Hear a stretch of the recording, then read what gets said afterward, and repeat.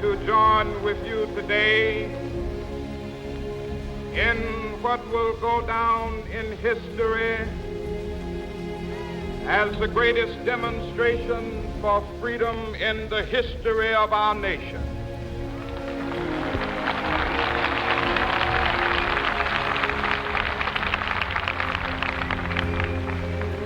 Fourscore years ago, a great American in whose symbolic shadow we stand today signed the Emancipation Proclamation. This momentous decree came as a great beacon light of hope to millions of Negro slaves who had been seared in the flames of withering injustice. It came as a joyous daybreak to end the long night of their captivity. But 100 years later, the Negro still is not free. 100 years later, the life of the Negro is still sadly crippled by the manacles of segregation and the chains of discrimination. 100 years later, the Negro lives on a lonely island of poverty in the midst of a vast ocean of material prosperity. 100 years later, the Negro is still languished in the corners of American society, finds himself in exile in his own land.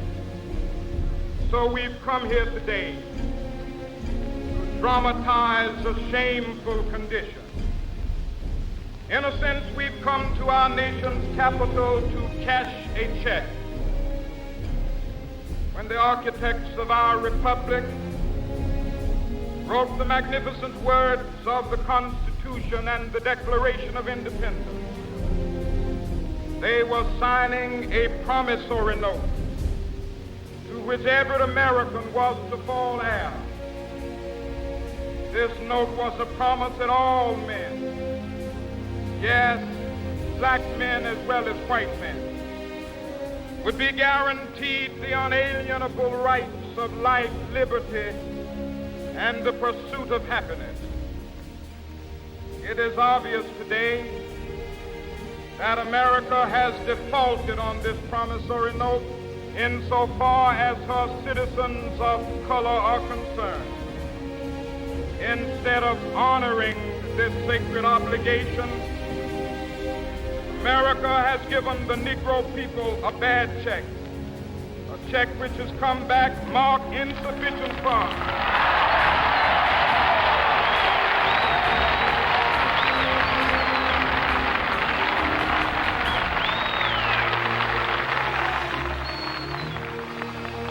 But we refuse to believe that the Bank of Justice is bankrupt. We refuse to believe that there are insufficient funds in the great vaults of opportunity of this nation. So we've come to cash this check, a check that will give us upon demand the riches of freedom and the security of justice.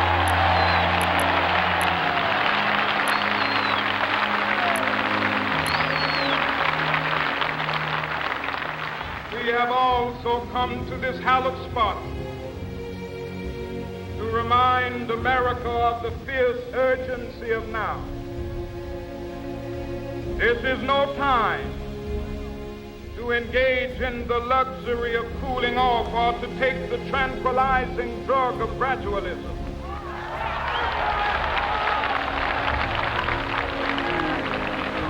Now is the time to make real the promises of democracy. Now is the time to rise from the dark and desolate valley of segregation to the sunlit path of racial justice. Now is the time to lift our nation from the quicksands of racial injustice to the solid rock of brotherhood, now is the time. Make justice a reality for all of God's children. It would be fatal for the nation to overlook the urgency of the moment. This sweltering summit of the Negro's legitimate discontent will not pass until there is an invigorating autumn of freedom and equality. 1963 is not an end, but a beginning. Those who hope that the Negro needed to blow off steam and will now be content will have a rude awakening if the nation returns to business as usual.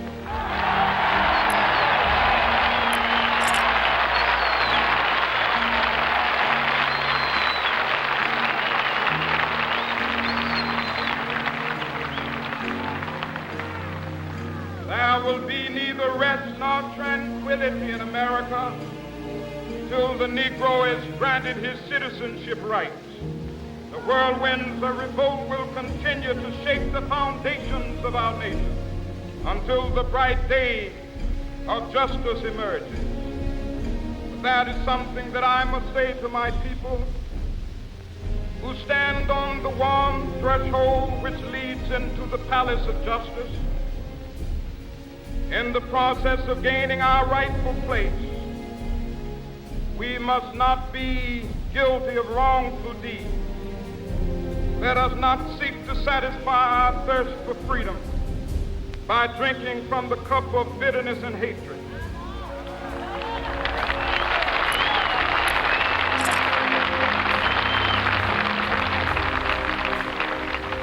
We must forever conduct our struggle on the high plane of dignity and discipline.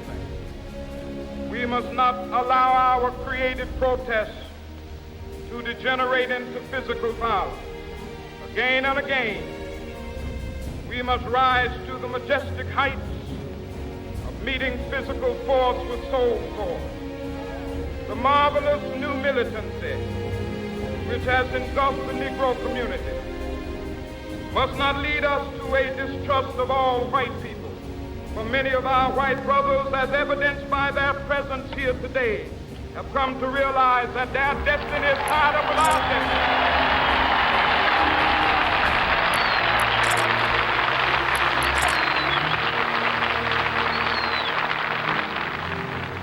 They have come to realize that their freedom is inextricably bound to our freedom. We cannot walk alone. As we walk, we must make the pledge that we shall always march ahead. We cannot turn back. There are those who are asking the devotees of civil rights, when will you be satisfied? We can never be satisfied as long as the Negro is the victim of the unspeakable horrors of police brutality.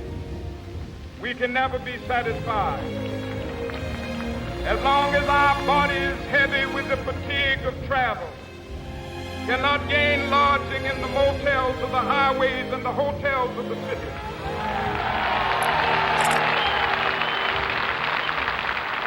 We cannot be satisfied as long as the Negro's basic mobility is from a smaller ghetto to a larger one. We can never be satisfied as long as our children are stripped of their selfhood and robbed of their dignity by signs stating for whites only.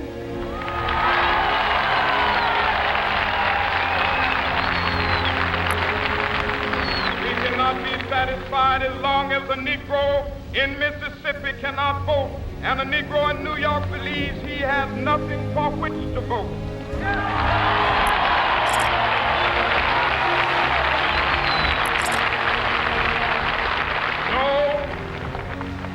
No, we are not satisfied, and we will not be satisfied until justice rolls down like waters and righteousness like a mighty stream.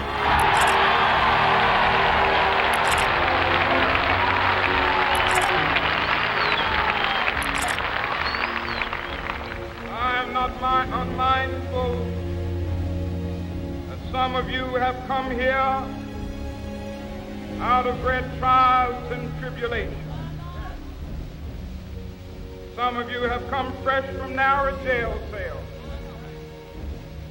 Some of you have come from areas where your quest for freedom left you battered by the storms of persecution, staggered by the winds of police brutality. You have been the veterans of creative suffering. Continue to work with the faith that unearned suffering is redemptive. Go back to Mississippi. Go back to Alabama. Go back to South Carolina. Go back to Georgia.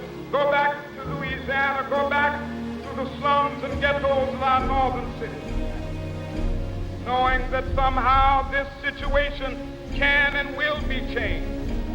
Let us not wallow in the valley of despair. I say to you today, my friend,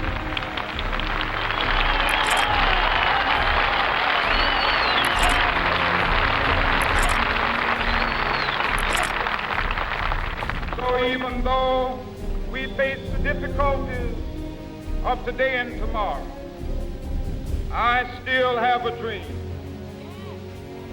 It is a dream deeply rooted in the American dream. I have a dream that one day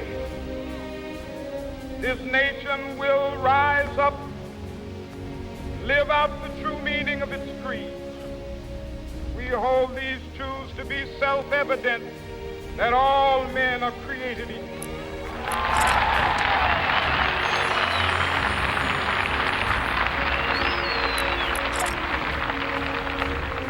I have a dream that one day on the red hills of Georgia,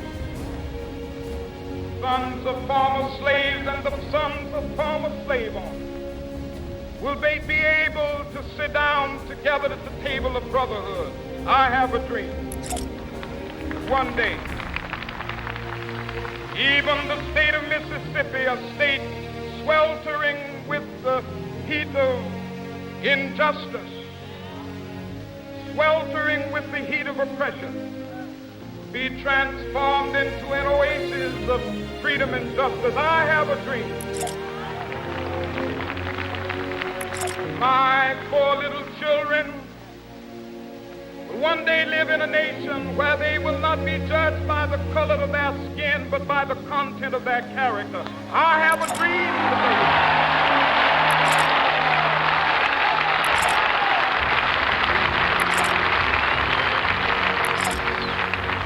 I have a dream that one day down in Alabama, with its vicious racists, with its governor having his lips dripping with the words of interposition and nullification, one day right there in Alabama, little black boys and black girls will be able to join hands with little white boys and white girls as sisters and brothers. I have a dream today.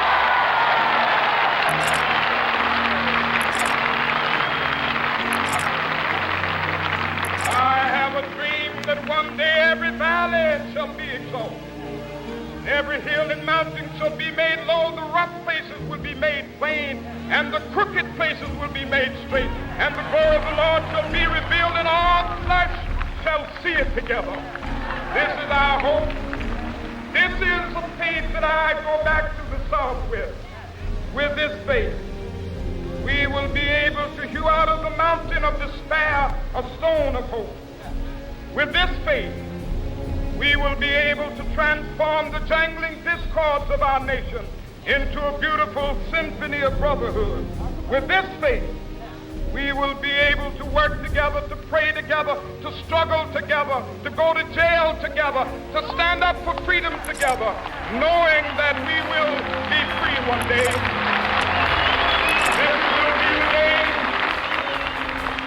This will be the day with all of God's children be able to sing with new meaning, my country, tears of thee. Sweet land of liberty, of thee I sing. Land where my fathers died, land of the pilgrim's pride. From every mountainside, let freedom ring. And if America is to be a great nation, this must become true. So let freedom ring from the prodigious hilltops of New Hampshire. Let freedom ring from the mighty mountains of New York. Let freedom ring from the heightening Alleghenies of Pennsylvania. Let freedom ring from the snow-capped Rockies of Colorado. Let freedom ring from the curvaceous slopes of California. But not only that, let freedom ring from Stone Mountain of Georgia. Let freedom ring from Lookout Mountain of Tennessee. Let freedom ring from every hill and molehill of Mississippi, from every mountainside. Let freedom ring when we happen. When we allow freedom ring, when we let it ring from every village and every hamlet, from every state and every city, we will be able to speed up that day when all of God's children, black men and white men, Jews and Gentiles, Protestants and Catholics, will be able to join hands and sing in the words of the old Negro spiritual, free at last, thank God Almighty, we are